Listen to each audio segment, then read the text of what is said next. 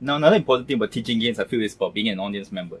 Now, as an audience member, one of the first things, of course, is don't be a second teacher. We all know the guy who basically played the game one time. He doesn't want to teach the game, but as you're explaining the game, he keeps interrupting you and saying like, oh, that means this, basically breaking your flow.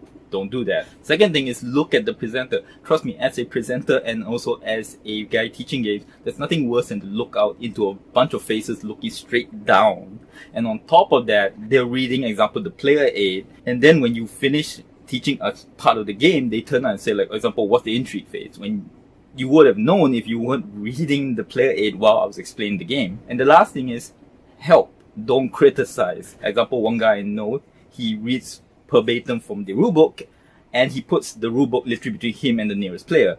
So in that case, it's better to just go over, say like, hey, the rest of us can't see the rulebook, so we don't know what you're talking about, and maybe put the cards out, or maybe put the rulebook in the middle.